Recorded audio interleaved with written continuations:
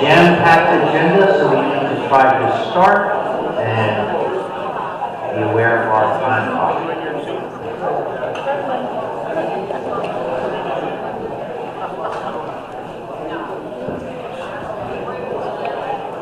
Okay, if everyone could please silence your phones again, if you could please silence your phones. In fact, I'm going to do the same thing.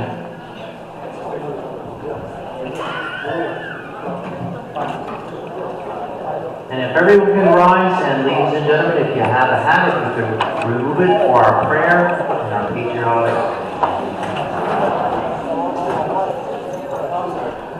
Heavenly Father, for the Tea Party, our first meeting of the year, we thank you for this new year. And we look forward to all the opportunities that our newly elected President Donald J. Trump is creating. Continue to put the right people in his life that he might make America great again. Locally, bless this Lehigh Valley Tea Party for all that we have done over all these years. For any of our members that are ill, may you restore them to health. For all our candidates this evening, may you bless them and continue to give them courage and wisdom as they move forward during this primary season. Amen. Amen. Pledge of allegiance. I pledge allegiance to the flag of the United States of America and to the republic for which it stands, one nation, under God, indivisible, with liberty and justice for all.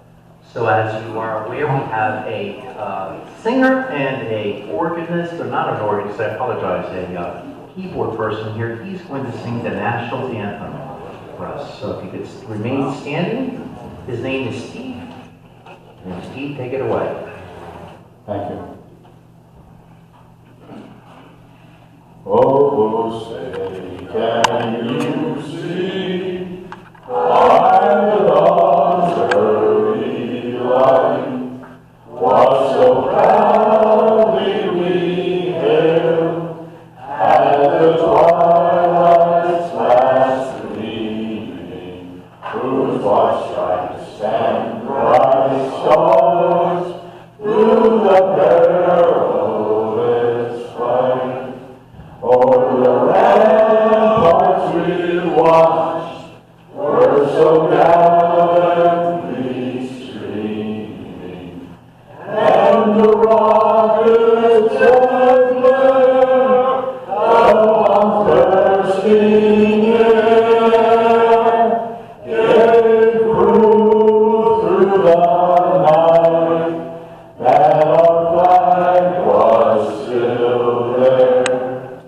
Oh, say does that star-spangled banner yet wave o'er the land of the free and the home of the brave?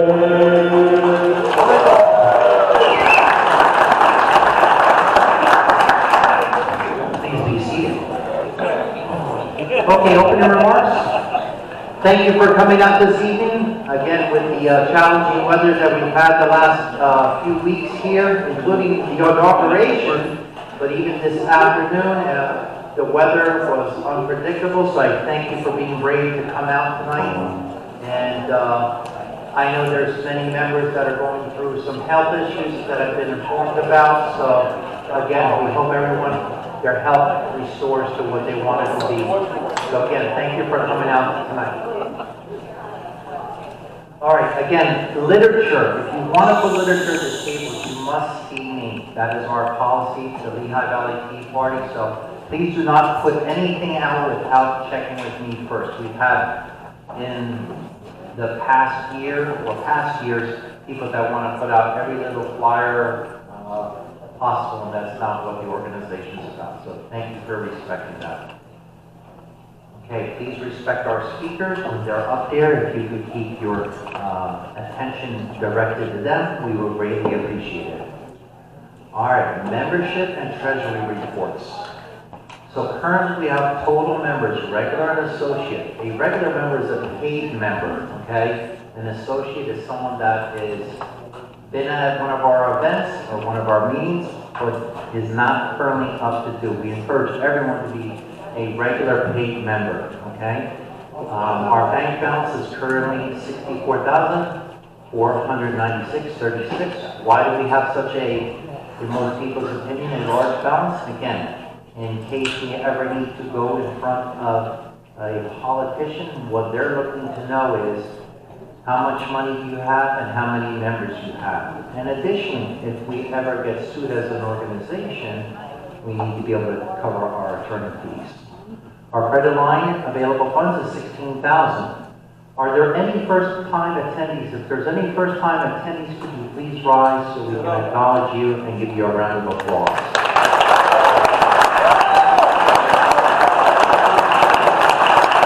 Welcome. We hope you will continue to come. We hope you become a paid member, and thank you for your attendance tonight. Please invite others. Okay, our 50-50, there will be one winner this evening, and if you go to the back where Mo is waving her tickets over there, hopefully we'll have a big 50-50 drawing, okay? All right, we also have a 100 ticket raffle. Now, Steve, if you stand up, he's a little bit easier to see because of his height than Mo. He doesn't even have to stand up. Anyway, so that's a 100 ticket raffle. They're $10 a piece. How many tickets do we have left, Steve? Ballpark? 82. So we do have 82 people in the room. Hopefully people will buy those tickets. If not, it goes to next month. All right, next month. Second Amendment book by David Barton, and that's for sale at the 2A table in the back of the room. Only $5. It supports that subsidy or the Second Amendment Committee. Okay. Also, Steve is brave enough to do this little trip. He's taking campers to North Carolina in relief efforts to continue in the wake of Hurricane Helene. So if you're willing to help out in any fashion, please see Steve at his Second Amendment table. He even puts his number up there. And it looks like it's being sponsored by, I believe, his church, and it's to benefit a community down there in North Carolina. And hopefully Steve will come back and lose his northern accent. All right, Lvtp Party chips. You can purchase them over there from Jeanette and Leslie. They're $10 a piece, and you can use them in substitution of cash and or checks at any of our vendors' tables. And we do have 2 credit card machines there that can help you in that situation. All right, so we also have my good friend Joe back here selling on behalf of my 2 Boy Scout troops, brownies, cannolis, and crumb cakes. And someone did ask me, are you going to West Point? And yes, just within the last 2 weeks, we got our official green light. So my 2 troops that I work with, we are attending the West Point Camporee. Again, that is their training facility, not their campus. So we're down in the mud, doing all kinds of drills with the cadets. The reason I continue to support this venture is because these are folks that are usually at the ages of 18 to about 25, these cadets. They are the most respectful, honorable people I've ever met, and I'm hoping that plays with my scouts. Even though they're scouts, they need some polishing. So we need the funds to purchase, or not purchase, but to rent a large van to transport them, to pay for the fuel. And these boys eat a lot of food. Calories mean nothing to them.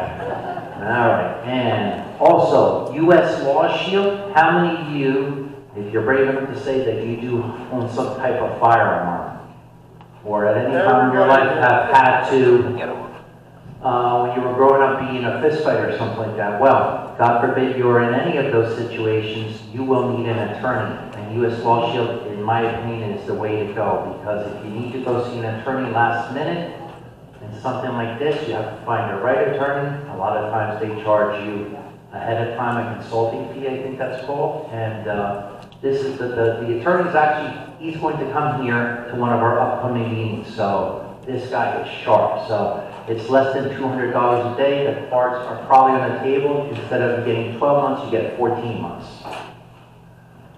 Support the troops. Valerie, did you have anything to say? Of course I do.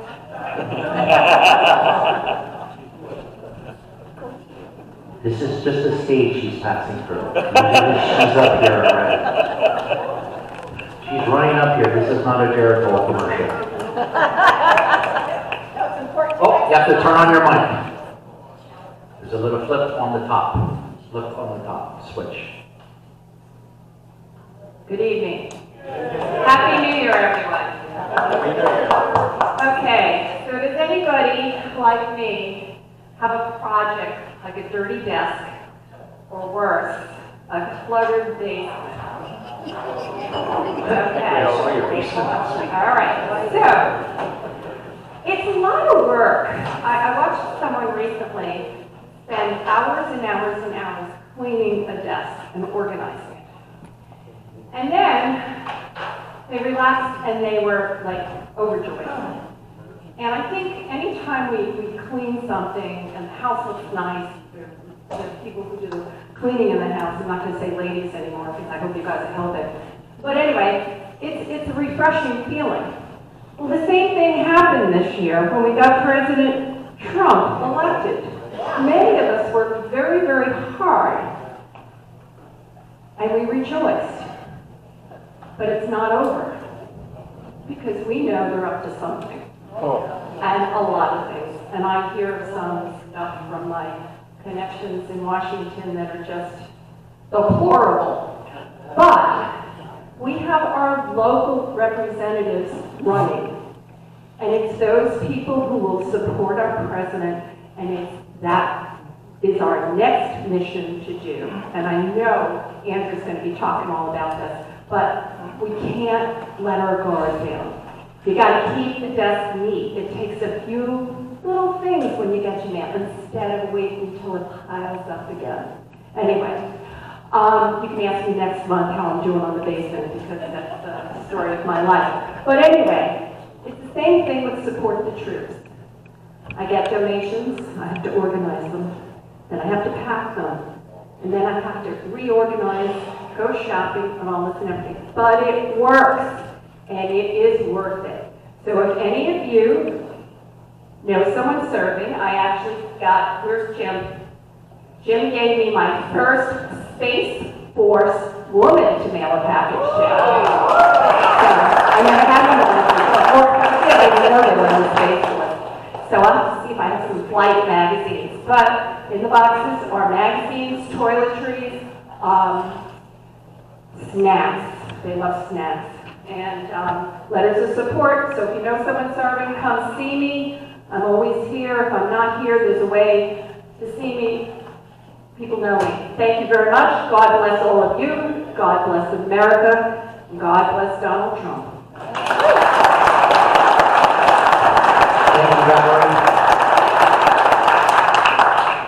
So, this is, the Tea Party is a business. We have operating expenses. We pay for this room. We pay for all the communication that we send out to you, our text blasts, our robocalls, our website costs, our P.O. box. So there's a lot of expenses that we have.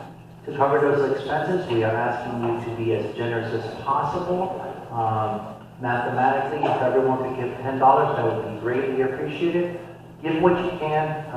Again, help us cover our costs and above that to make the Lehigh Valley Tea Party a vital part here in the Lehigh Valley.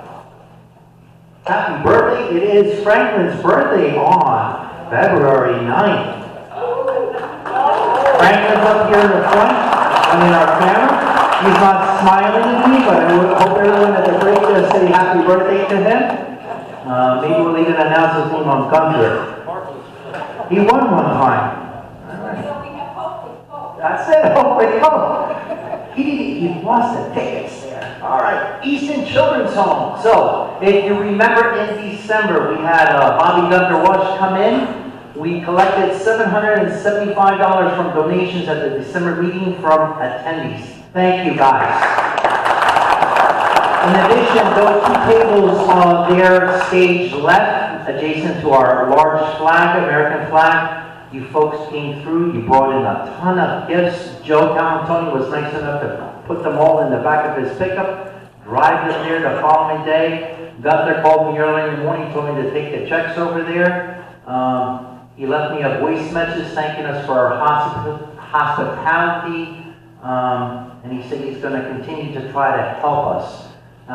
Emily and I and a few other people, I know Valerie was one of them, there were a few other people here, there they are, and that attended, and he made, one of the first groups he thanked was the Tea Party on the air live. He thanked the Tea Party. What was astounding was that there was a lady, I don't know if she's here, I have to try to find the recording, but there was a Tea Party female that actually, I think, either she was here or she heard something on the radio about the Tea Party's generosity. She's a member. She called up the Eastern Children's Home and she said the young lady that was on the air that is a resident there, she wants to finish off her wish list. So she took her to the store and bought her everything that was on her list. So if that lady is here, I'd like to meet her and thank her. Is she here? No? All right, so let me see here. And there we are on the right, a couple of us that attended, okay? On the left, you see, I never went to it, but there you see some of the pictures over there. All right, so moving on then, also the pro-life march in Washington, D.C. was on Friday, January 24th. And there to the left is our official nun there, Sister Martha there to the right. And does anyone know who's in the middle there? That's Frank Pavone. And Frank Pavone said that he would be willing, he's a big Trump supporter, he said he would be willing to come to the Tea Party. On the right over there is a bunch of us that we had to go through security to hear J.D. Vance. My priest is over there, Father Franz, and Kitty's there. There's a bunch of us there. And let's see here. And there we are, Captain Mel, and a bunch of us in front of the Capitol. And there we are on the right. That is just before our departure from Union Station. If you would like to come to a warmer march, September 22nd is the Pennsylvania March for Life in Harrisburg. So mark your calendars, we will have a bus for that. Okay, so we have now our nominations for March. So next month we will officially put in new board members. Before we do that, just so you know, we'll have to present you a report next month. We did last weekend, so you know, we have our bookkeeper, Tom Campione, and we additionally moved from a spreadsheet to an accounting software. It's called Patriot Software. This past weekend, Mo and Tom Jory were nice enough to host a couple of the board members and non-board members. We got together and we got through that audit in the quickest time possible. So I just want to let you know everything went well. So I'm going to ask Jeanette to come up next to me here so we can make sure we record everything. And this is what we're looking for board member considerations. To be a board member, these are the requirements. So if you could just look at it, we're looking for people who are willing to be active according to their schedule, obviously, and to commit to making the Tea Party great again. So if you could just look through that.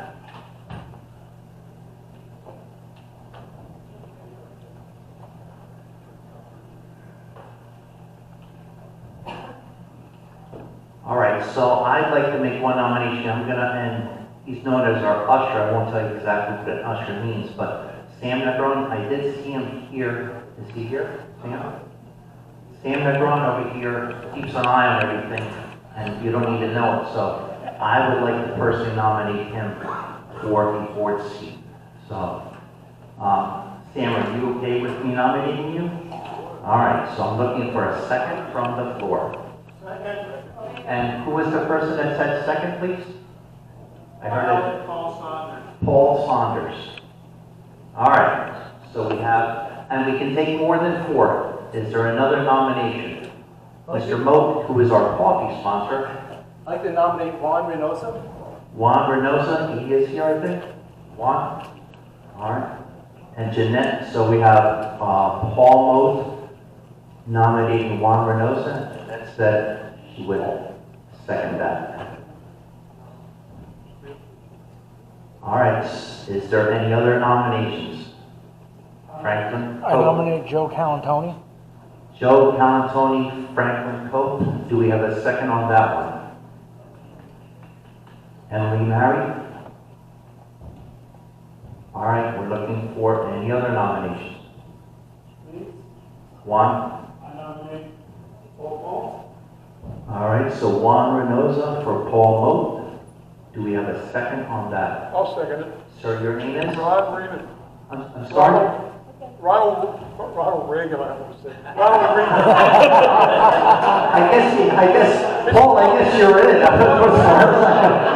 Ronald's your first name? Ronald Reagan, R-E-A-M-A-N. Hold on, Rachel, did you get that?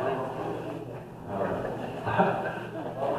I know him only 3 or 4 months, Okay, but I've seen him out there campaigning prior years for Republicans. He lives in Whitehall, All right. and we became friends. all right. Any other nominations, please just stand up. Okay. So Annette is nominating Marianne Morales. Do we have a second? Al Smith? Anyone else?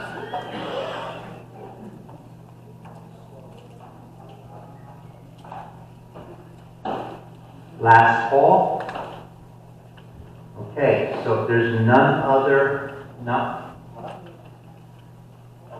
All right. Any other nominations? Ladies and gentlemen, thank you, and thank you for everyone that's willing to step forward and... Okay, so our next slide is here. Okay. Judge of Elections and Inspector of Elections. All right. I'm going to try to make this as simple as possible. How many of you think there has been election fraud over the last few years? Raise your hands. All right. This is my personal opinion, okay? It's not in one place.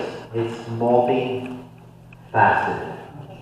So what will happen is this coming cycle, the county executive of Northampton County and Lehigh County, and Joe Michaud can explain to you about Lehigh County, but in Northampton County, we plan to win that county executive race. If our county executive candidate, Tom Giovanni, wins, he gets to put the person in charge at the election office. Wouldn't that be great?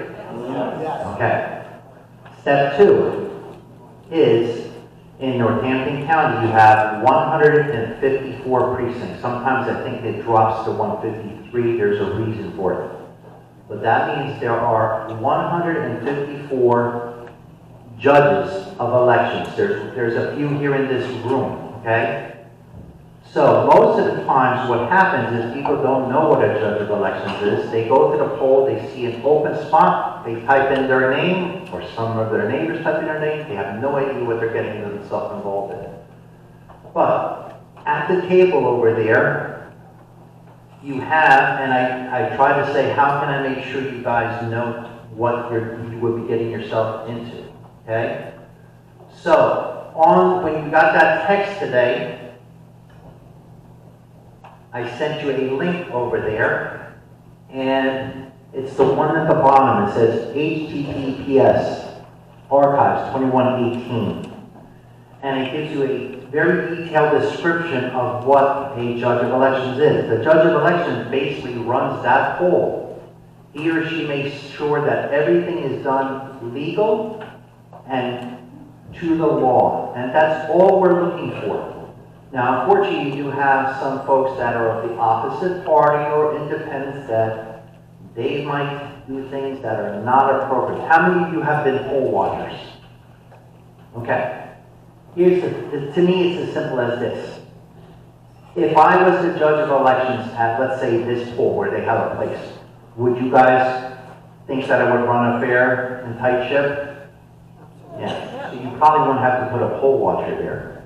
So in Northampton County, if by some, productive way, we could get 150 judges of elections, I think things would work out good for us. Wouldn't you agree? Yes. Here's the other thing. It's actually a paid position. It's not going to put you in the next tax bracket. Okay? The judge of elections in Northampton County gets $200. Okay? It's a check that you can go to, I think they use Fulton Bank. You get all your workers under you. You get one big check. Instead of putting it as a deposit, you go to the bank, you cash it out, you get your money for your workers. So it's off the books. You get $50 for training. There's what is called an inspector of elections, okay? If we have a Mr. and Mrs. that run, the inspector gets 175. 200 and 175 is 375. It's a good meal out, but more importantly, you are doing service to make fair and honest elections. And that's what we're looking for. But again, if you go to that little thing here, what I sent you the text today, on our website, it gives you a written description of the judge of elections, the inspector of elections, the constable, and I think in Lehigh, I'm not sure if Joe could tell me or Sam could tell me, I believe some of the constable races are up in Lehigh County. Okay? Not this time? Okay. Okay.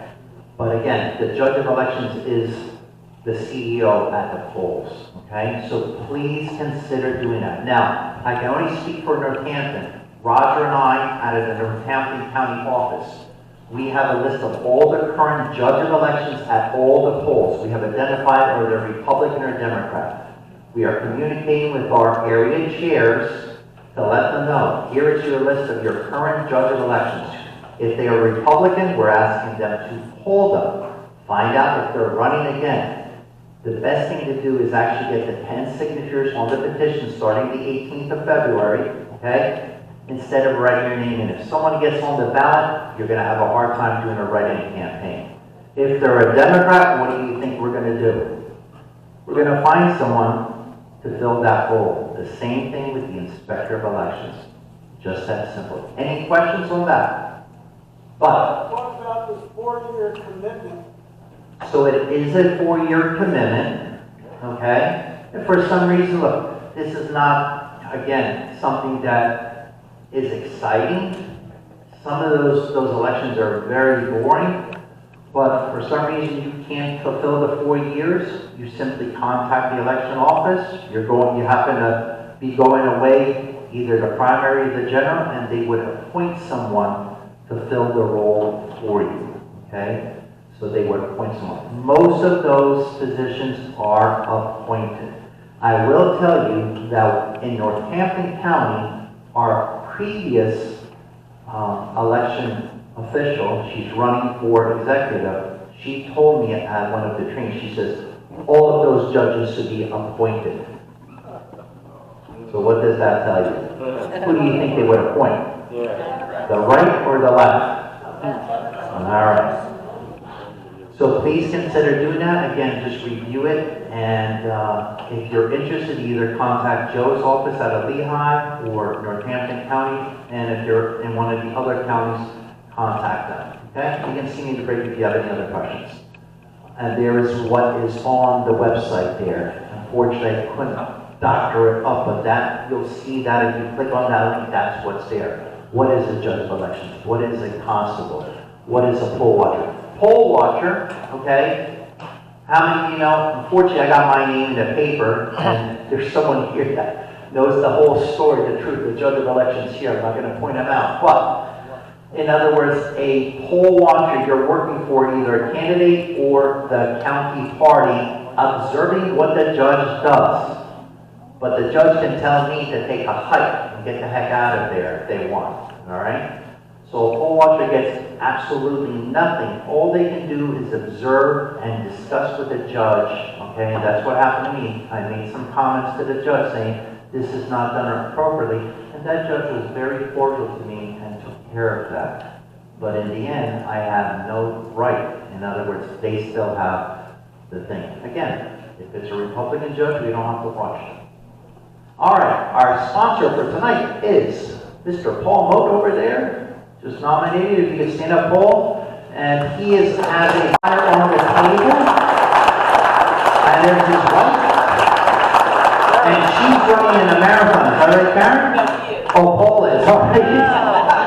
She told me you were. All right, now. All right, so Paul's running in a marathon, and his flyer's on the table. You could either take that flyer or take a picture of it and be kind enough to help him in supporting Marines, is it? Semper Fi fund. Semper Fi. Outstanding. All right. Take a look here. Please. Are we ready? You see something here. Oh, where are we on time? 7:30. All right. I tell you what we're going to do. We're going to move right to, if they are available, our two Lehigh County candidates for the judge race there, and they'll tell you a little bit more. So our first guest is Patricia Fuentes Mulqueen, and she is running for common seat in Lehigh County.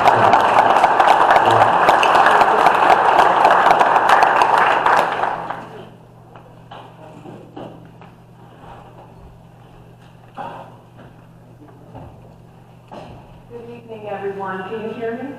Yes.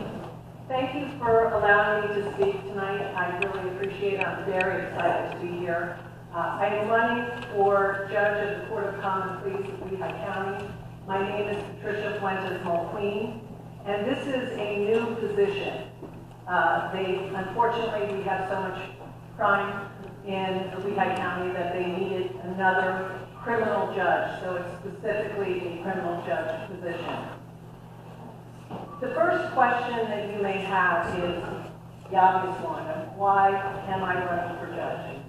And I can tell you that I truly believe that we need judges who are experienced. We need judges who are experienced in both the law and in life. We need judges who are experienced in all types of cases, criminal cases, all types of experience with people from all walks of life. That is really important. We need judges who have been in the courtroom a lot and who have tried a lot of cases. I myself have tried a lot of cases. I've been in court a lot. I've been a prosecutor for 20 years, and I love being a prosecutor. I love it a lot. But I'm also called to run for judge because, as I said, we need judges with experience in trials, in court, so that we can rule effectively. The judicial races are so important. They are so important, and I've often heard people say, well, I don't know much about judges, judges because we can't talk about politics. We all tend to sound the same. We all tend to say that we're going to follow the law. We all tend to say we're experienced. But I'm here to tell you that I am absolutely well experienced. Some of that has to do, unfortunately, with my age, but I do have a lot of life experience. And I want to tell you a little bit about my experience.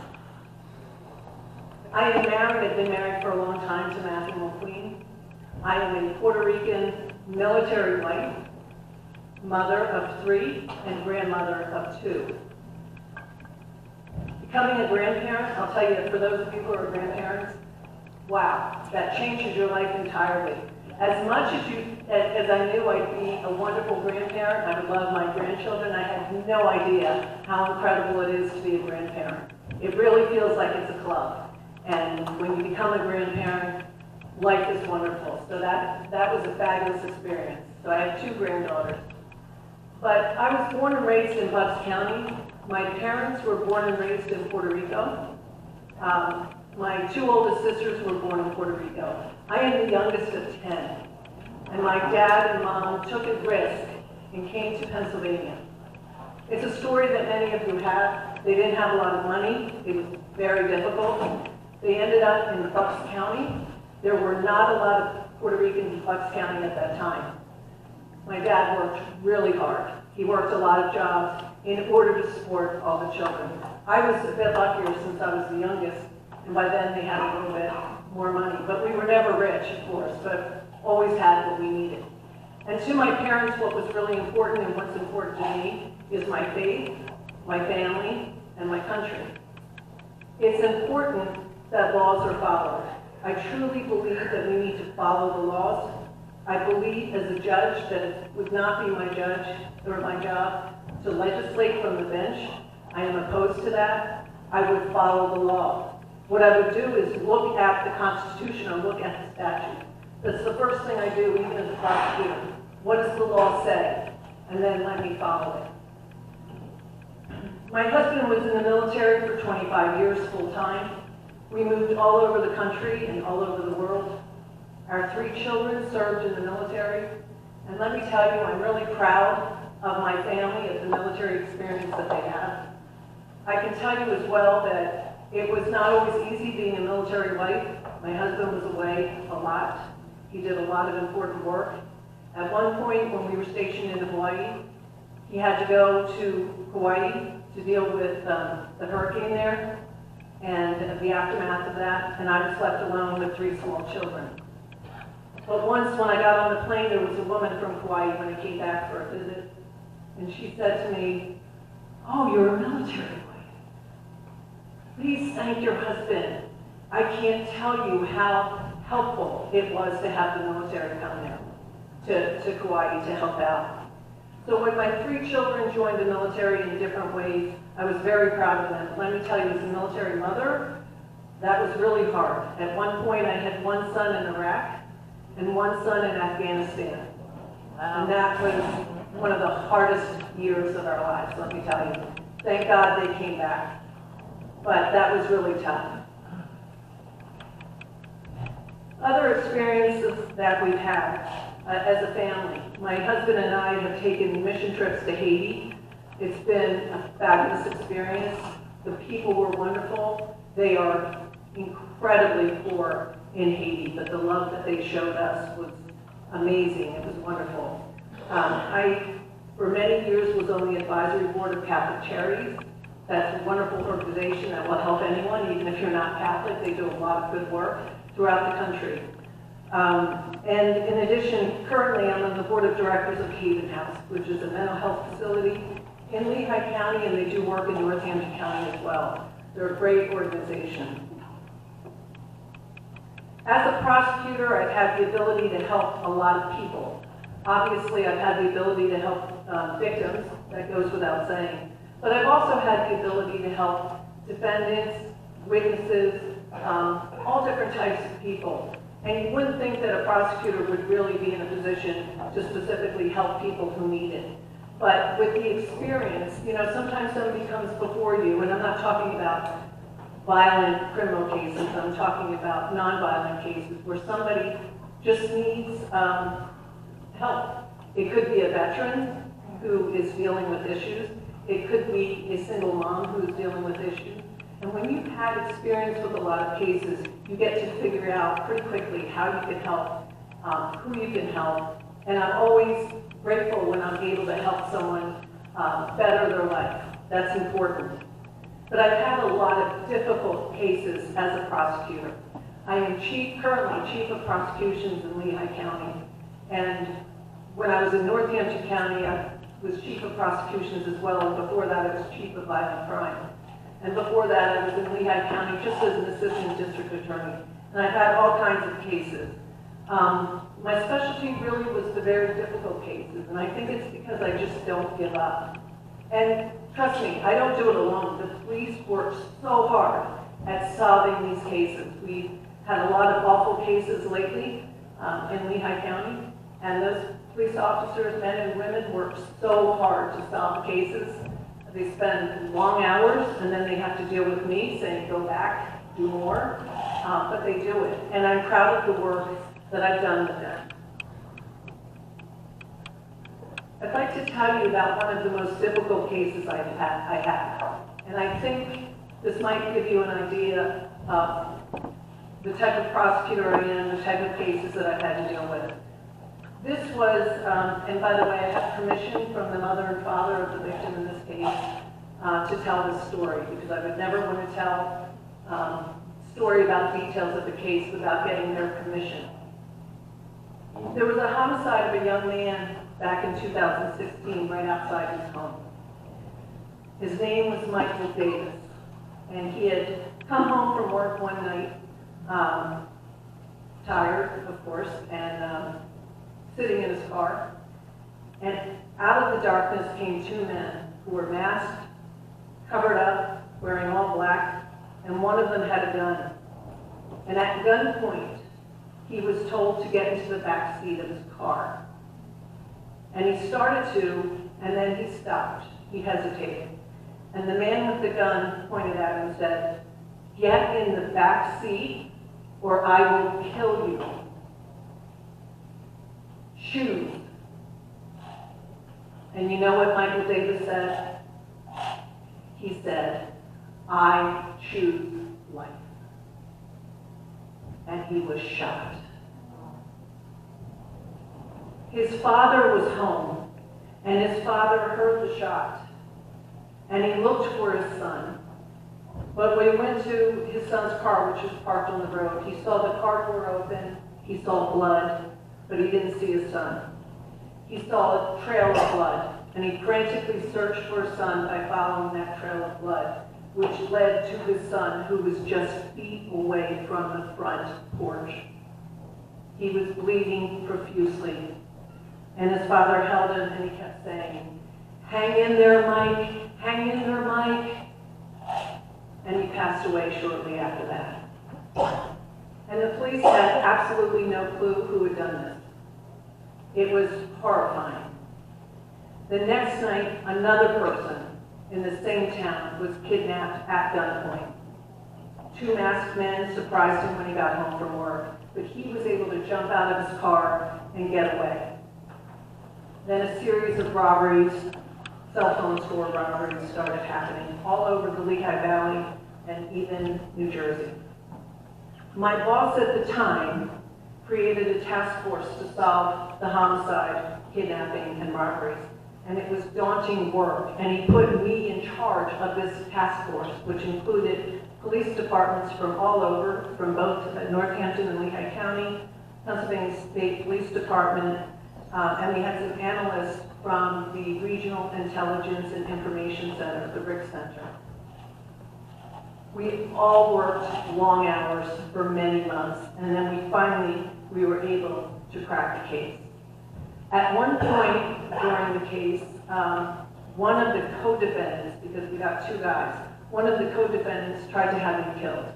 He asked two prisoners to have me killed, and each of those prisoners contacted me, and ironically, those prisoners hated each other, but they contacted me to tell me that they were asked to have me killed. One of the co-defendants wanted to have me killed at a place where I had lunch, a particular pizza place. So it was a real threat, but I continued to prosecute. And thank God the prisoners did not complete that request. One of the defendants ended up testifying for me at trial. He's doing life in prison, but he testified for me at trial. And there were a lot of robbery victims who had to summon up the courage to come to court to testify. They were afraid, they were shaking, they didn't know what was going to happen, they knew my life had been threatened, they were scared to death. But God bless them, they came to court. There were a few victims who refused to come to court, who cursed me out, and just refused to come to court, but I fought for them anyway. What I'd like to do, and hopefully I'm not taking too long, but what I'd like to do is read you a little bit of the end of my closing argument of that trial of the one defendant, because I think this really shows my passion for justice, my passion for victims, my passion for following the law, making sure trials are fair, but also doing my job as a prosecutor. And this is what I said to the jury, so just pretend that you're members of the jury. I spoke to you in my opening statement about how we judge credibility every day. And in essence, we judge people every day. But when you're on a jury, and it is your, when you're on a jury and it's your duty to determine credibility, you're not so quick to make a blanket judgment. It may make you nervous, and that's appropriate. But you have to set that aside. You took an oath It's not easy, but it's doable and it's necessary. You were chosen as a jury because we believed that you were all intelligent enough to go over all of the evidence in a fair and impartial manner. And the evidence shows that this defendant is guilty. Michael Davis deserves justice. His family deserves justice. When you are guilty, your only hope is to use the prize, to catch us off our guard, to catch the truth off its guard. But the truth can never be caught off guard. You have the best evidence that you can have in this case. Eyewitness testimony, which is powerful and persuasive, and you have physical evidence, zip ties, sweatshirt worn by the defendant, videos of the robbery, photos. The defendant has an absolute right to make us prove his guilt beyond a reasonable doubt. He has an absolute right to a fair trial. Well, guess what? He just had his trial. The defense doesn't want you to look at the evidence. They want you to look here, here, here, here, but not directly at the irrefutable evidence that we have presented.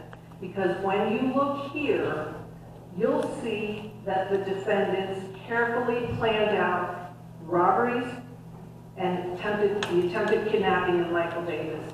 You'll see them shoot him and kill him. You will see that they were so greedy and power hungry that they abducted another victim the very next night. You will see that they were empowered to continue robbing victims. You'll see that they stole the victim's things, they stole the victim's security, they stole the victim's peace, and they ended Michael Davis's life. In his opening statement, defense counsel asked, "What's a life worth?" And he said, whatever it is, that's what the government, me, paid for a story that a Commonwealth witness told. I'm not sure what he meant by that. I really have no idea what he's talking about. But I can tell you what Michael Davis's life was worth. It was worth the love of his family. It was worth forming a task force. It was worth the countless hours that so many detectives put into solving this case. And it was worth you sitting here for 2 hours. The defendant doesn't want justice. He wants injustice. Ladies and gentlemen, you're in a great position today. You are in the position of effecting justice, of actually creating justice. Justice doesn't flinch. Justice is there, it's waiting. It doesn't flinch getting out of a car. It doesn't look over its shoulder going to a pizza shop. It doesn't cower when threatened. Don't let this defendant get away with it. You have all the evidence you need. Find him guilty. That defendant was convicted of 56 counts in about 2 hours. I am honored to have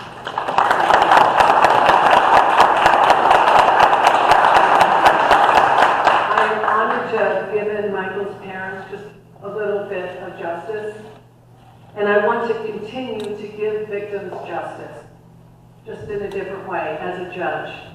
So I'm asking for your help and support. If you have any questions afterwards, I'll stay around so you can ask me. But I thank you for your attention today, and I appreciate the invitation to speak here. Thank you so much, and God bless America.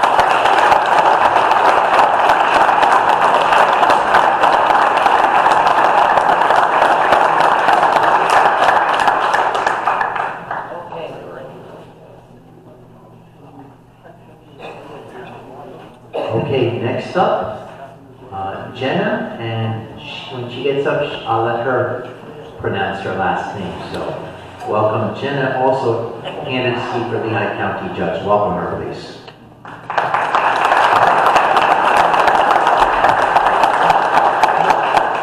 Good evening. Can everybody hear me?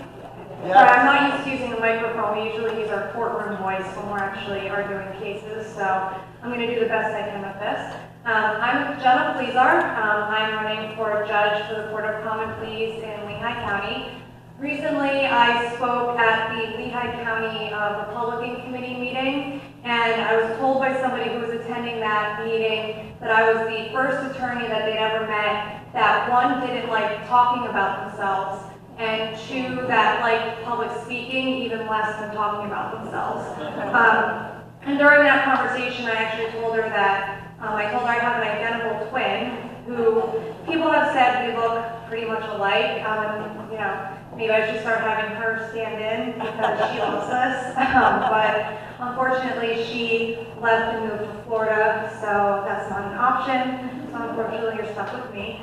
But I'm going to keep it brief tonight. I know you have an agenda that you have to stick to. And like I said, I'm not the biggest fan of public speaking, so anything to get me off the stage faster and back to talking one-on-one with people, I'll try to do that. I was born and raised right here in the Lehigh Valley. I'm a graduate of Freedom High School in Bethlehem. And then go Pigs. And then I went on to get my criminal justice degree from Alvernia College in Reading before obtaining my law degree at Rutgers University School of Law, Camden. These formative years gave me not just an appreciation for education, and it gave me more than just growth. It gave me an appreciation for this region and its people. My family still lives here, my two older brothers, my parents, and I live here with my husband now, who you may have seen walking around eating pretzels before this started tonight. I believe he introduced himself to people as Jenna's husband, but his name is Greg. And we've chosen to continue living here because we love the Lehigh Valley and we love this area. What sets me apart from other candidates is the diverse and extensive experience across the multiple areas of the law that I bring to the courtroom. I actually started as an intern at the Lehigh County District Attorney's Office while I was in law school, and then I spent several months there after graduation as part of a stipend program with Rutgers. I obtained my law degree in 2010 and immediately started practicing in Social Security disability law before I moved over and started in criminal defense. I opened my own law practice in 2014 right here in Allentown, and that office has been open ever since, and I still run it today. That office focuses mainly on criminal defense and DUI defense. While running my own practice, I've also served as a part-time public defender in Lehigh County, and I also hold the contract as a dependency court team attorney. If you don't know what dependency court is, that's cases involving children and youth. And as part of that contract, I serve as guardian ad litem, which means I represent the best interests of severely abused and neglected children, many of whom are part of the foster system here in Lehigh County. I've also had the opportunity to work with several law offices and gain experience in multiple other areas of law, including estate planning and administration, bankruptcy, real estate, and family law. In my current role as Assistant City Solicitor for the City of Bethlehem, I manage all litigation matters within the city. I also get to work closely with several departments, including the Bethlehem Police Department, the Fire Department, EMS, and many more. The most notable case of my career was the Jonathan Rizzelli case. As co-counsel with now District Attorney Gavin Hollahan, we successfully defended Officer Rizzelli, who was a South Whitehall Township police officer who was charged with manslaughter after a police-involved shooting outside of Dorney Park. You may remember that case. We successfully defended him. It was actually the last case in Lehigh County before COVID hit. But that case was important because it not only tested my legal acumen, but it underscored the importance of fairness and justice within our legal system. Beyond my practice, I've dedicated myself to serving the local legal community as well. Since 2016, I've served on the board of directors for the Bar Association of Lehigh County. I'm a past treasurer and vice president and recently took over as president-elect for 2025. I currently chair the criminal law and war memorials committees, And I also serve on the community service and benchmark committees. I also serve on the board of directors for Lehigh Valley Pretrial Services, which is who supervises anybody who is out on bail in Lehigh County. This reflects my commitment to improving our justice system and supporting the local community. I've also had the opportunity to return to the classroom as I've served as an adjunct faculty member at 2 different local colleges. And that gave me the opportunity to mentor the future lawyers and leaders that I hope will follow in both mine and Attorney Mulqueen's steps right here in Lehigh County. I want to briefly share with you what my philosophy is as a judge. I believe that justice is rarely one size fits all. And that's because every case is unique and every person is unique. Every individual that walks into a courtroom should be treated with dignity and respect. And every case should be approached with an open mind and a willingness to truly listen.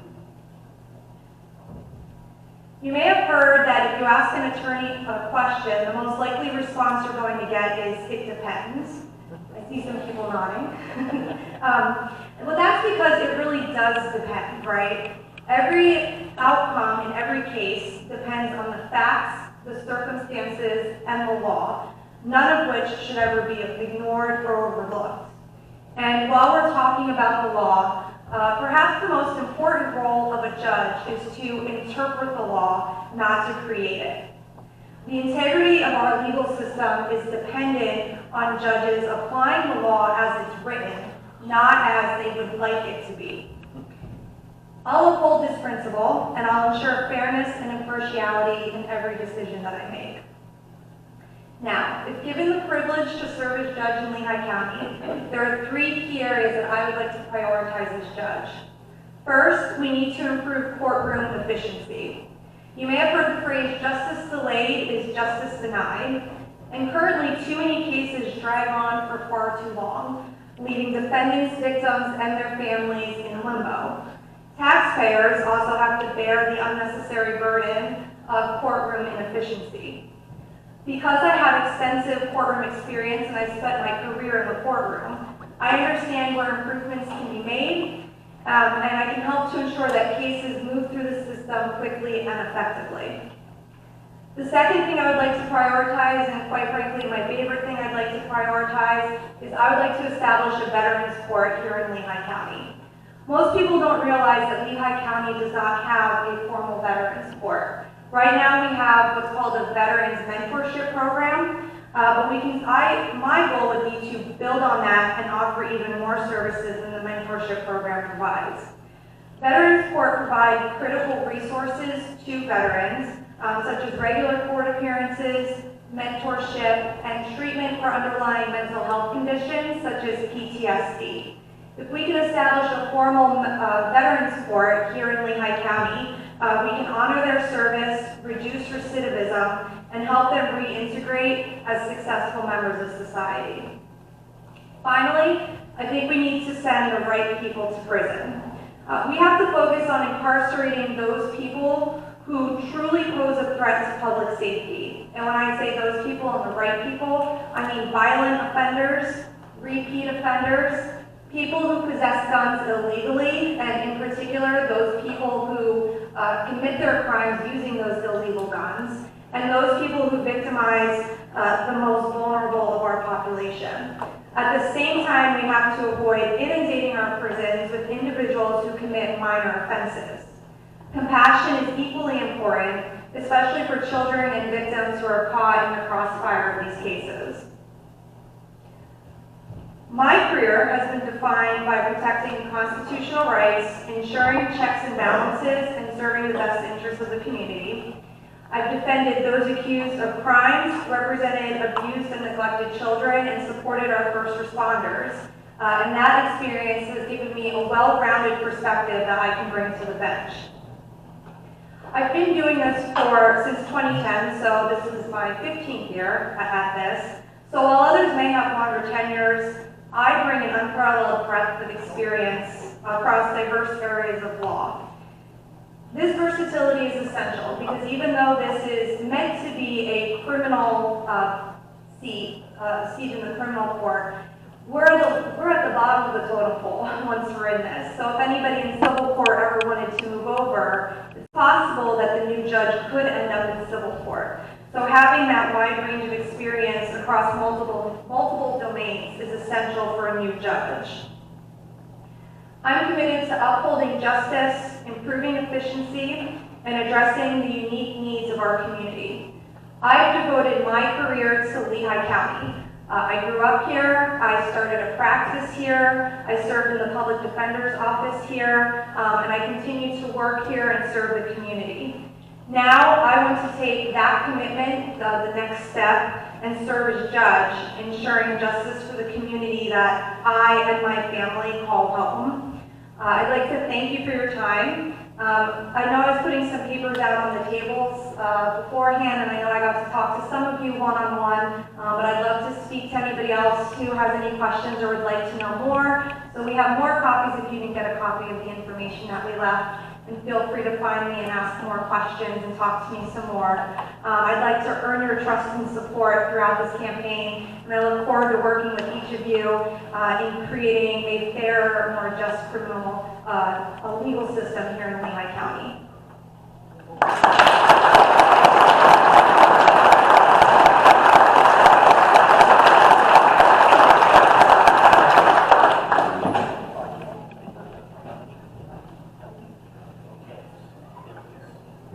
How many Lehigh County voters are here? Raise your hands.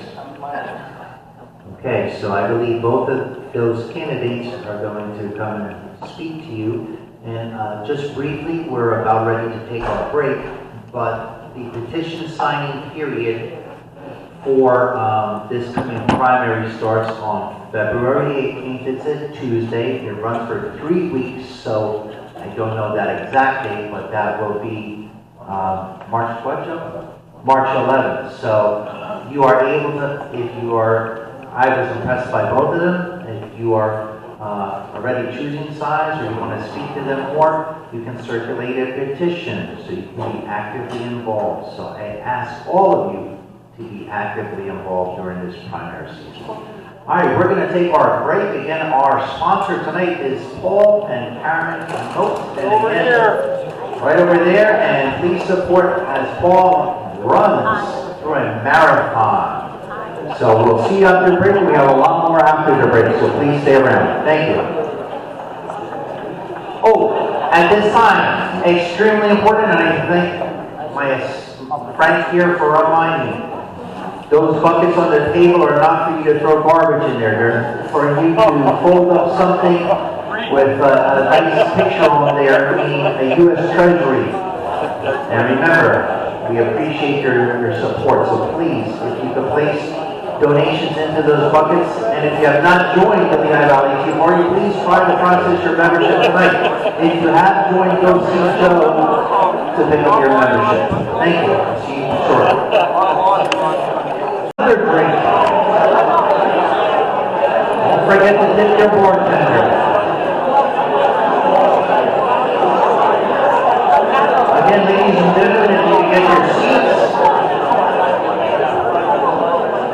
Our candidates, the two ladies that spoke so eloquently that are running for the judge in Lehigh County, I think they're going to be around so you can see them filing off to the side or after the meeting. Again, if you could get to your seats. All right. Ladies and gentlemen, I'd like to introduce the Lehigh County Republican Committee Chairperson and friend, Joe Basho. Thank you all in Lehigh County, and the mic's over there, and they'll tell you what they have going on and how we can help.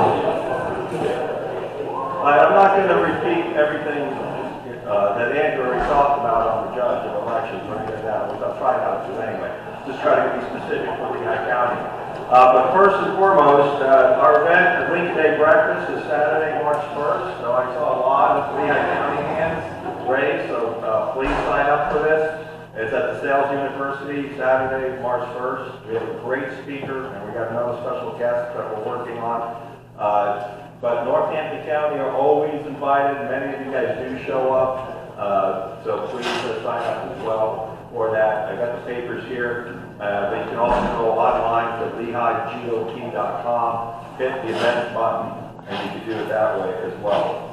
And it's so important because it's not just one of our major fundraisers, it's our kickoff for the year. It really motivates everybody to get ready. It's during the petition signing, so we'll have petition signing going on there too. It gets you to meet a lot of the candidates, the local candidates that are going to be there, whether it's school board, townships, county level, executive level, commissioners, and of course our two commonly judge candidates will definitely be there as well, so you'll be able to talk to them more. So please sign up for that. So a lot's been going on. Andrew's been talking about it. For me, I just want to say real quick, because obviously we're the Lehigh County Republican Committee and Northampton County, where we come under the state committee with PAGOP. This weekend is the state committee, they're reorganizing. They have new elections for county state committee chair. And that's going to set the tone as well on how things are going to go into the future. So, wish us luck with that. We also have a Superior Court and a Commonwealth Court seat open this year. And so we have 3 candidates running for Superior and 2 running for Commonwealth. And it's our job as state committee members to endorse one candidate. And of course, everybody can still run in the primary if they so choose, but the state committee usually puts a little thumb on the scale because not very many people know the judges statewide, and it just gives them more help in that process, and, for trying to win in general. So that's what we're doing this weekend. On the county level, in Lehigh County, we have county executive seat that's open. Right now we have one candidate that's announced, that's Justin Simmons, who was the 131st state rep a few years ago. And then we have 2 other ones that haven't officially announced yet. You might have heard them on the radio, but we're waiting for that. One is Roger McLean. He was the Allentown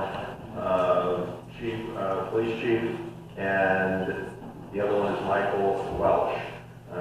He's the insurance broker, long-time Lehigh County resident as well. So that's what we're looking at. That's and again, primaries are part of this process. You get an opportunity to meet candidates, and see who's going to be the strongest and more capable, and then we move on to the general. We do it hopefully with respect and dignity, and then come out of it, join forces again, and for the general, and we got to beat the Democrats. Of all those in Lehigh County, the Democrat who's running the county executive is Josh Siegel. He is the most radical, and I call him a kid because that's all he is, individual in Lehigh County on the Democrat side. He's the state rep for the District 22 right now.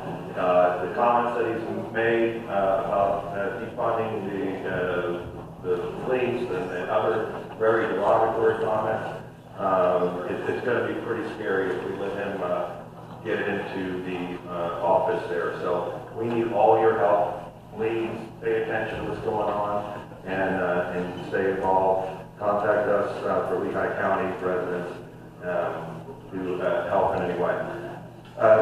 Allentown, City Council. Just the other day, yesterday, the City Council in Allentown voted on an ordinance unanimously to make Allentown a sanctuary city.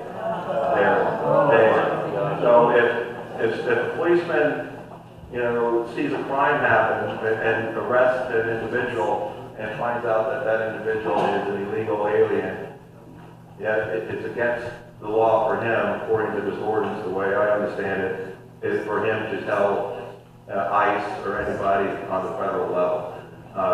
That has got to be illegal, first of all, with the new rules that we have coming down federally.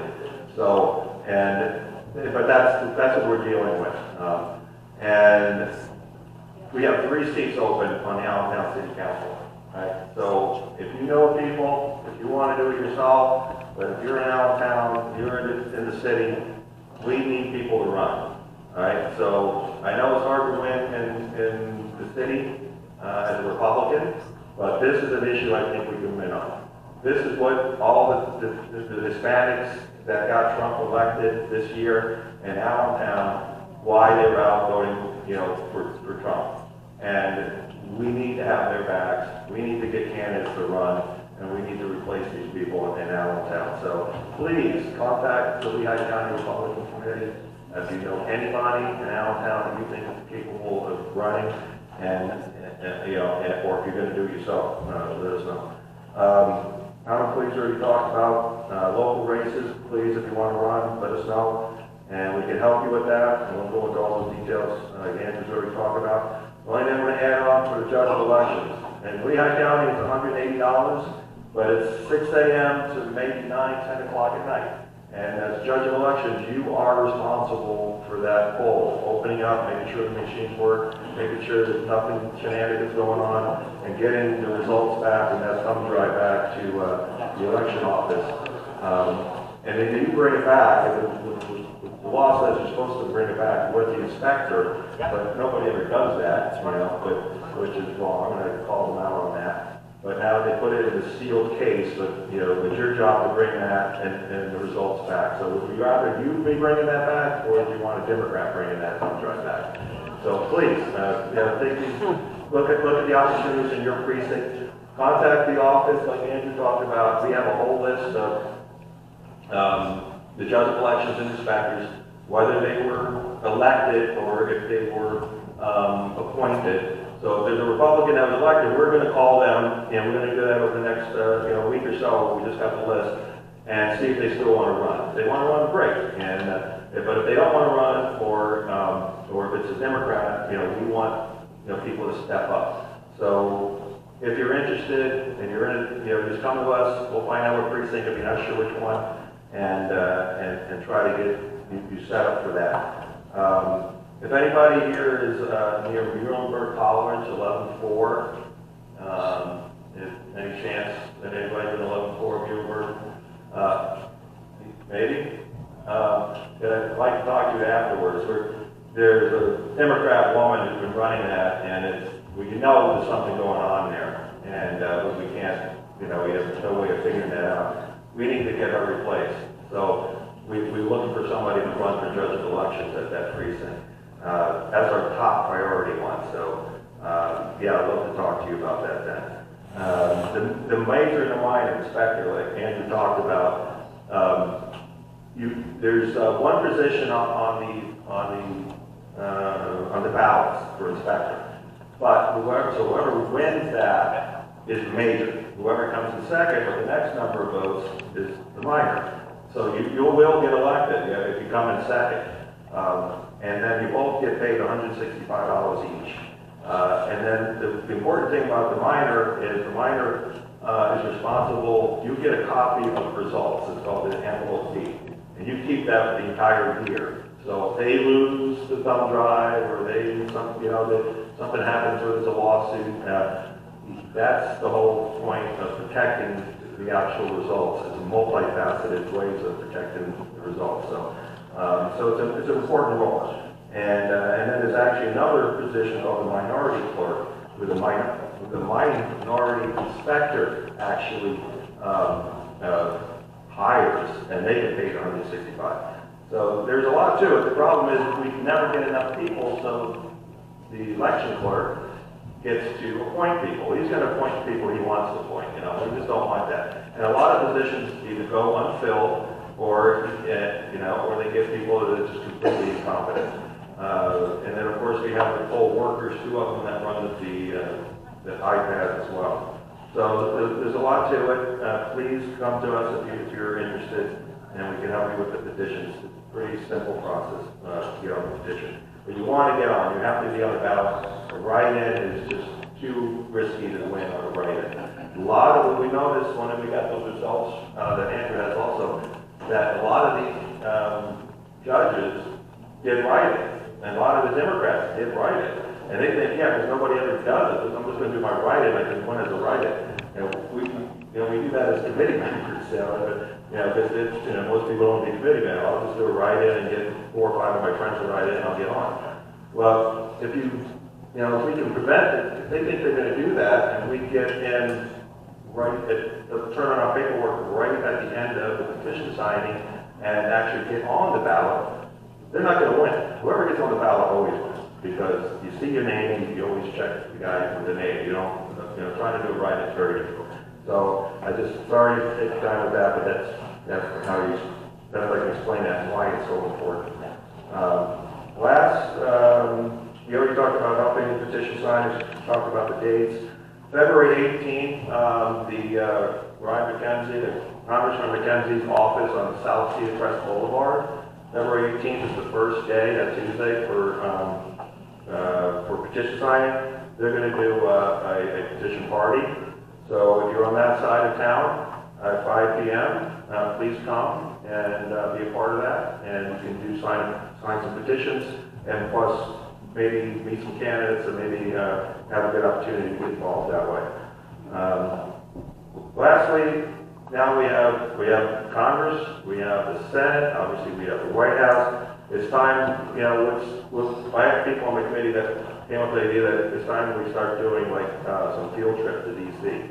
Go to Congressman McKenzie's office, go to the Senator McCormick's office, and we can do that not just with us, but let's recruit the high school kids, the college kids. And if anybody's interested in setting up trips, I know the Tea Party would be a great organization that can do that. You do it with the Boy Scouts. Get with Andrew, and then, or just, if we have any people call us directly and say, yes, I'd like to lead a program like that. I already have a couple people that want to do that. If you want to get involved in that, that's a good way to get our kids involved, get the high school kids involved, and get them involved in politics. So now we have this opportunity to do this. Let's take advantage of it. And lastly, I'll leave it again. Lincoln Day breakfast, Saturday, March 1st. Yeah, please join us and sign up for that. With that, that's all I got. And thank you again, everybody, for all your hard work. Thank you, Joe. And as he emphasized, that judge election seats are so important. If you are not willing to run, and you know someone anywhere in Northampton, Lehigh, or any of the other counties, contact your Republican County Committee office, okay? Question. Judge of elections, is there training? Yes, there's training that the county election office is required to provide you. Northampton County, they give you $50 for attending that training. It's not overwhelming. Listen, some of these judges are clueless, let me tell you. Okay, I've seen, because I used to work for the election office for a little while part-time, and I saw a lot of stuff that was not done correctly. Just real quick, on the inspector, the majority inspector, just so you know, is will manage the poll books and grant voter ready slips to eligible voters. Doesn't that sound like that's important? Okay, so important. Okay. All right, now we are going to move to my county, Northampton County, and I know we have here tonight Juan Martinez. He's going to come up. If he's still in the room, I'm going to ask. Oh, I have a question. We have one of our other county Republican parties here. Sir. I can backtrack a second. Yes. If you're running for judge of elections, Yes. precinct, or can it be your entire county? It has to be from your precinct. So if you get the signatures, you are running for a judge of elections within your precinct. Okay. And also, so everyone knows, our meeting next month will be still within the time frame to obtain signatures. So we're going to invite back the two ladies that spoke tonight and some of our other candidates. I'm going to, before one comes up, I'm going to, what's your number one tax, folks? School tax, right? So we have a young lady that I've had an opportunity to get acquainted with, and she's going to just briefly tell you a little bit why she's running for Bethlehem School Board. So I'd like to invite up here Heather, and she'll tell you her last name, and she'll tell you why she's running, why she thinks it's important to run.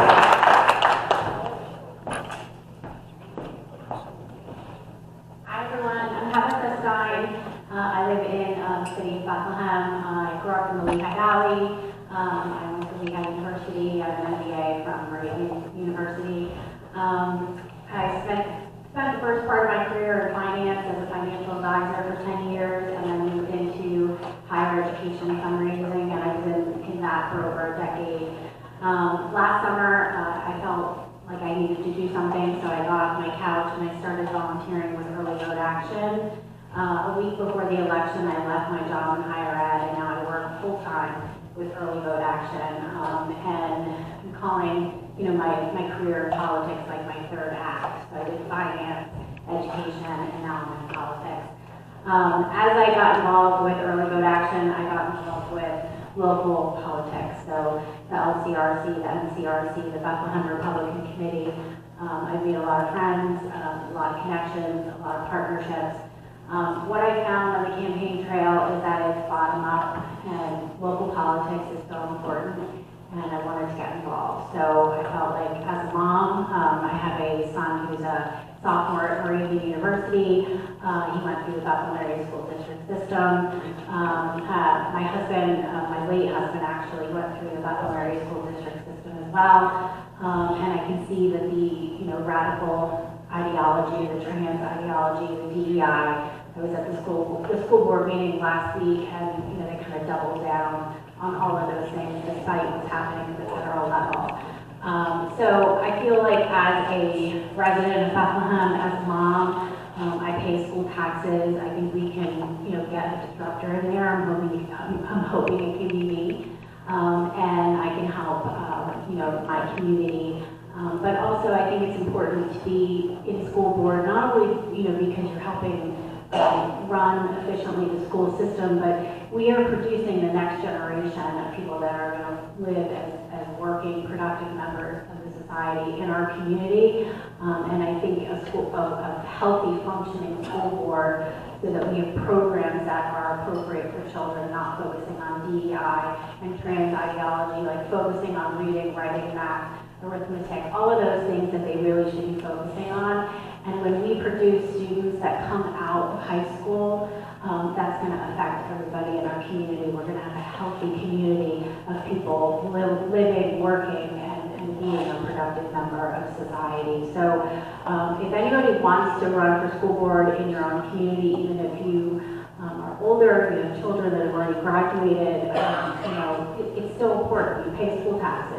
Your neighbors pay school taxes, and then the people that live in your community, the students, you want them to have a healthy future. So I'm hoping that I can be a part of the Bethlehem Area School Board. I'm not sure what this next couple months are going to look like. I'm told that they do opposition research and all of that stuff, but I'm ready for it. So thanks.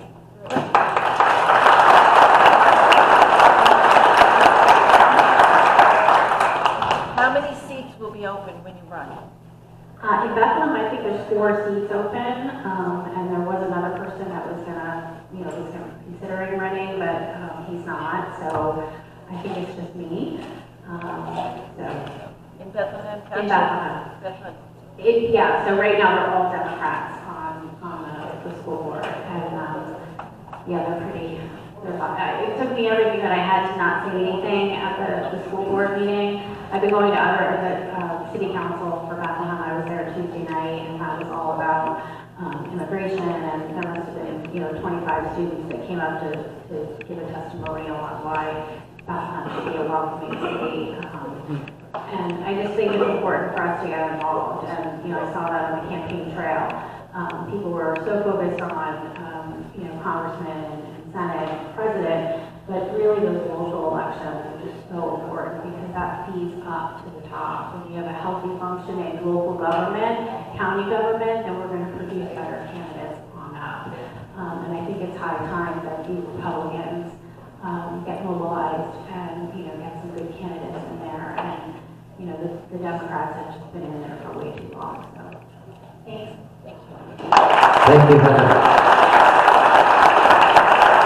Okay, so we have here Northampton County candidates. So for Northampton County Executive, Tom Giovanni. Tom Giovanni is currently on County Council. He has a retired business, his own self-employed business, and he's stepping up the plate to run for the county executive. To my understanding, he has been able to get along with, believe it or not, some of the Democrat county council, so he has the ability to negotiate and persuade the Democrats on county council. I think he's going to be a great candidate for our county executive, and they are running 2 people right now, so they have a primary, which makes it very interesting and favorable for the Republican Party that these 2 ladies that are running against him are going to go at it for a little while. And so Tom is not able to be with us tonight. We're going to have a press release at Northampton County, and Tom just came back from a trip. But Northampton County Council, we have a full slate here, and we have here one of the gentlemen, Mr. Juan Martinez, coming up to the stage. And hopefully some of you were here when he was here earlier last year to tell you a little bit about why he's a Republican, his business, and his background. So let's hear it for Juan.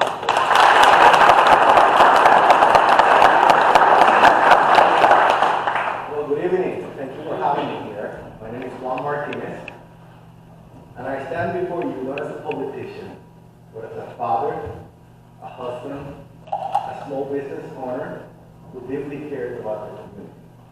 Like many of you, I started from the ground up, started from zero, making a lot of sacrifices, working hard, stumbling, while creating opportunities for others in our community. Through my business, I've been fortunate to help create jobs and contribute to the local economy.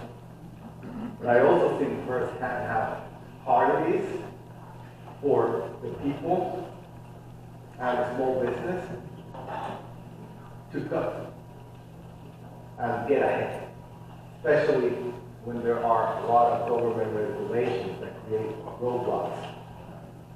So that's why I'm here, okay? I am here today running for Northampton County Council to bring common sense, accountability, and real problem solving to local government. We need leadership that listens. We need leadership that works hard and put the people first.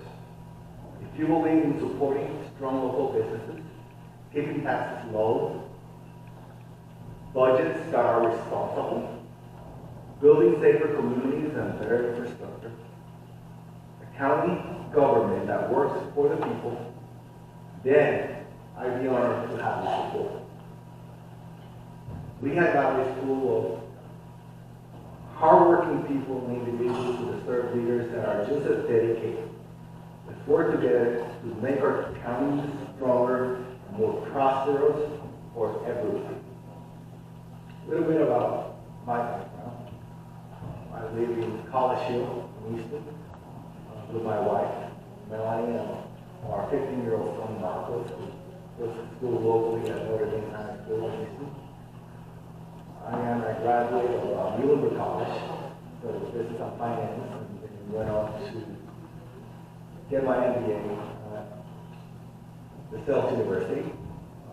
From there, I went to Stanford, where I studied graduate school of business and entrepreneurship and scaling. Professionally, I was a banker, finance major, right, working in the banking industry for over 14 years. And locally, I served as a director of First Commonwealth Federal Credit Union. Some of my work and advocacy work that I currently do at the national level is for the National Restaurant Association, where I am the current chair of the Restaurant Advocacy Fund. We're constantly fighting in Washington, D.C., meeting with senators and government professionals to make sure that we are advocating for our industry. Tuesday, we're supposed to have a press release this afternoon, but due to the weather, it has been canceled, and now we're going to have it again this coming Tuesday at the Northampton County Courthouse at 2:30. If any of you are available to assist and support us, that we greatly appreciate it. Followed by that press release that I'm hosting, my wife and I are hosting a everybody that is able to come for tacos and margaritas at one of our restaurants in downtown Houston. So please, if you're able to make it, we'd love to have you.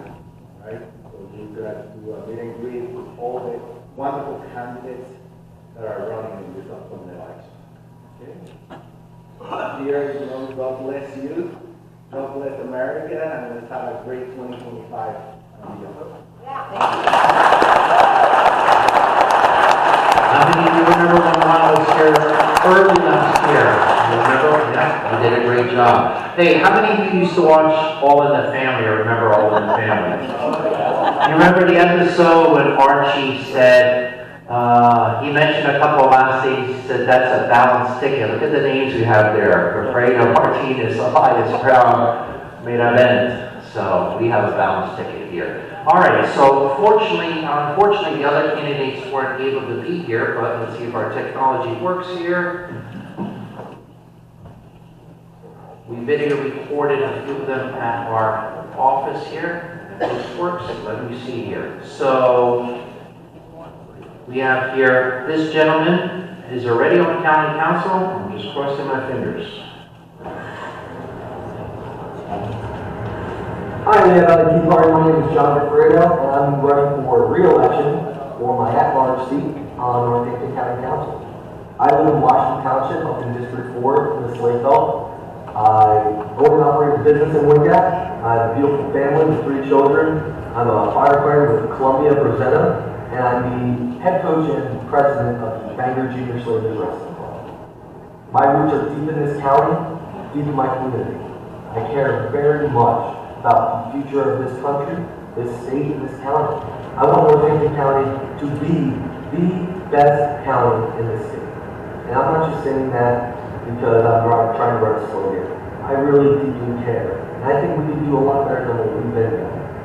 I got involved in 2020 because I deeply disagreed with all of the information that my government was giving during the COVID crisis. Whether it's the county, the state, or the federal government. I believe I was being lied to by people who I thought were corrupt, and I was sick of it. And I didn't want to be an NPC, a non-player character in a government that's supposed to be other people to buy the people with it. I didn't think that was what we were getting, so I put my hat into the ring and I got elected. And I got elected onto a council that was a Democrat majority and an administration that was Democrat. And I happened to sit there and listen for a year or two, learn the ways of the world, learn the people, learn the process, and I started to speak up. And people appreciated my point of view, and I appreciate them for voting to be the vice president of this council. Once again, Democrat majority council. Now, some of the accomplishments that I'm most proud of on council, that we were able to stop the idea of having a government health center in our county building, for employees of the county only. I thought that was not only unfair to taxpayers to pay for something that only benefited people that work at the county, I thought it was a wasteful way of spending money. They said it was going to lower health costs. I disagreed with it. I was able to persuade other people on council to disagree with it as well, and voted it down twice. We also voted down a $65 million bond to build a 30,000 square foot addition to the county courthouse, which would have been administrative office. I don't think we need more space and more administrators. I think we need less administrators. I think we need to focus what our government does and make it focus on core government functions, elections, the courts, the prison, the taxing of our citizens to be fair, just, and quick. Those are the government functions that we in county to do. Now, I can expand as to what I would like to see cut. I would like to do that with you in person. So I will accept any invitation you ask of me to come speak to you so I can explain my point of view clearly and in person. I appreciate the time to get to talk to you, and I hope we get to do this again soon. Thank you. All right, next up is Sam Elias. Hi, my name is Sam Elias. I'm running for Northampton County Council. The reason I'm running for council is to make sure we have good government in our county. We take care of the most vulnerable people in our county. And checks and balances in the county ordinance. I'm a 22-year police officer. I live in Pennsylvania. My wife is in Thank you. So that was recorded at the NCRC County Executive meeting, so that was the background feed. Again, Sam, I've known him for 15 years, and yeah, he's currently a City of Bethlehem police officer, and just a fine person, a fine family. All right, next up, John Brown. Hi everyone, John Brown here. I'm running for re-election to County Council. I currently serve on County Council. I served as County Executive for one term in the past and was Mayor of my borough. The reason I'm running for re-election is we've been able to block the McCord administration from spending money, putting through programs that don't work for us, that don't work for the taxpayers in this county. And we need to make sure that Tom Giovanni gets in as county executive, and I want to be there to help him as member of council. So I appreciate your support, anything you can do for us. We have a great slate of candidates this year, and I'm looking forward, I'm very excited. Thanks for all your help in the past, and we look forward to winning again in 2025. Thank you. Okay, and the last candidate is Daniel Campos. I'm hoping those who were here, Daniel was the gentleman that he walked, I remember Roger and I were in the office, and Roger, if you could stand up over here. So for Northampton County, for petitions, Roger is our office manager at Northampton County, very dedicated. His wife next to him loves that he gets out of the house during the day. He has his man cave outside of the house, like some of the other gentlemen. Anyway, but the bottom line is he will be there for petition signing throughout the week, so that makes it very easy for your family, friends, and neighbors out of Northampton County. I see young Robert Arena back there. His dad, Bobby Arena, runs Joe's office in Lehigh County, so you can go right to those county offices to sign petitions. But Daniel was the gentleman that he came into our office one day, and he said, I signed my name to be a committee person. He wrote his name in. He says, what do I do? Believe it or not, in our true fashion, we said, we'll put you to do something. He came to, I told him to come to a phone bank one night, and it just so happens that the right person was there because the following day, he was on stage with Donald Trump, if you remember. He was the pilot, the Venezuelan pilot with a Cuban background. So you can find his video on one of our YouTube channels. I don't remember, it would have probably been September or something like that. He tried to send me the video. He's overseas right now, so that's unfortunate. All right, next up is one of our own. And let me see, we have to switch back. Charlie Knight, if you can make your way to the stage.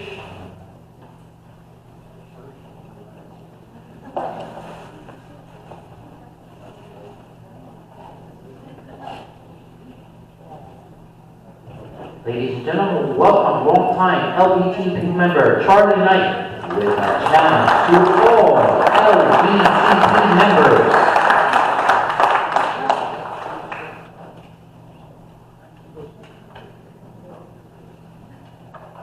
Well, good evening, fellow patriots. My name is Charlie Knight.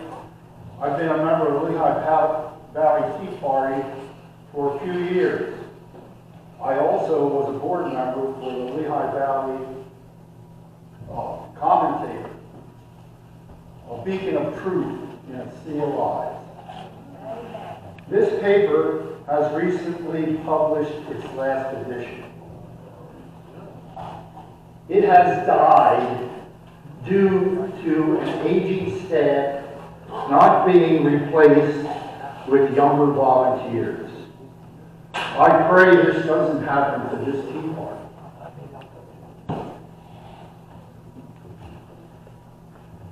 We only won a battle that keeps us from losing the war. Our grassroots organization, the Lehigh Valley Tea Party, was vital in winning Pennsylvania. The fight for our republic has just begun. Our volunteer organization is in great danger of crumbling. Without getting volunteers to fill leadership positions, this tea party will crumble. A snake without a head is dead. We need paid we need paid full-time people to fill these leadership positions and guide the volunteers in defense of our Constitution. We must proclaim our success in the defense of our Constitution against the government. Use the internet, news media, local organizations, and volunteers to raise money we need to pay full-time staff to lead our patriot volunteers into the treacherous waters ahead. As for me, I have set aside $15,000 in my will, but I plan on living a long time. in my will for the purpose to help pay for the Lehigh Valley Tea Party full-time staff.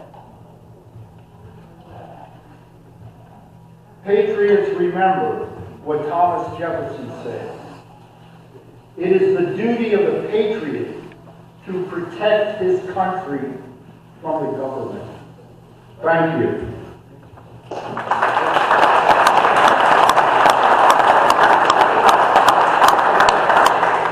And we want to thank Charlie. Okay, let me see here. I'm just going to double back here for a second. I'm not going to play the entire clip, but just so you can connect a face with Daniel. Again, if our technology moves here.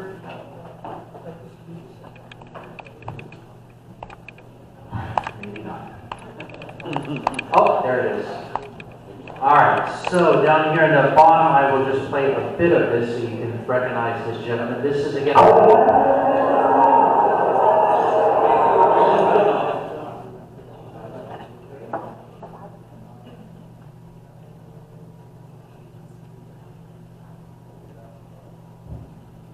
Again, we have a YouTube channel.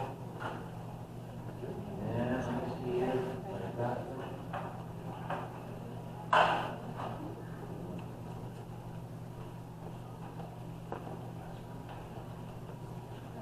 Oh, there he is. I'll just take it from there if it plays. That's Daniel there, folks.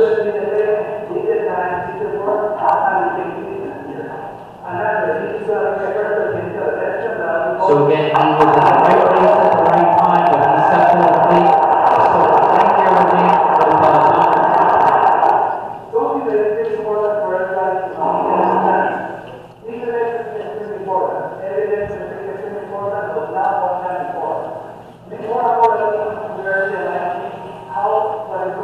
so folks, that's the September 9th meeting of last year, and it's at about the 32-minute mark, so I'll let you take a look at that, but I just wanted to let you be aware of who Daniel is, okay? All right. And switching back. Again, Charlie, thank you very much. Charlie's not going anywhere, like you just said.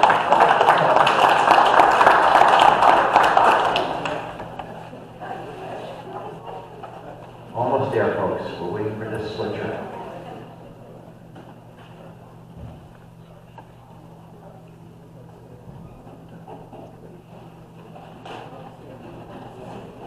Okay, our technology has frozen for some reason. Let me see here. All right, bear with me.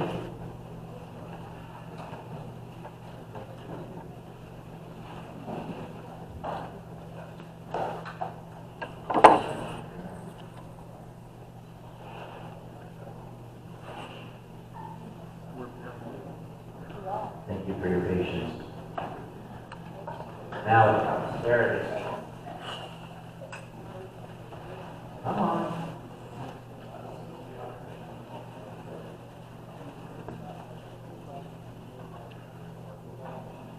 Final announcements, folks. All right, so we will hopefully, God willing, be here next month. And then you have our Berks County Patriots. Their next meeting is Thursday, February 20th. if you're interested in attending, take that picture right there, okay? And then we have here free ham radio classes. There's flyers on the table if you're interested in knowing about ham radio classes. Melissa Gallagher in the back, who does this PowerPoint presentation, thank her very much. It's a lot of work, her and I communicating back and forth to get this show together. And then in the over here behind, Joel Matthias, he's also with the Ham Radio Club, okay?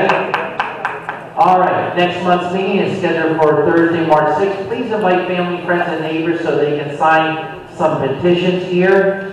And then we are ready for our 50-50 raffle, and we're going to bring a mic back there.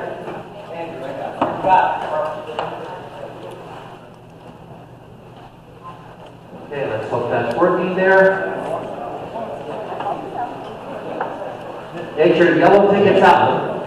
Can you hear me? Yep, okay.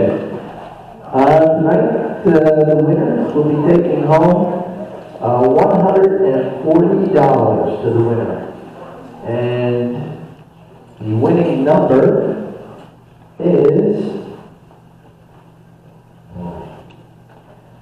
0112-024. 0112-024. I got that. You got it? All right. Hey, I knew it can be. Yeah. And his wife has to know that he does have to put us in the will.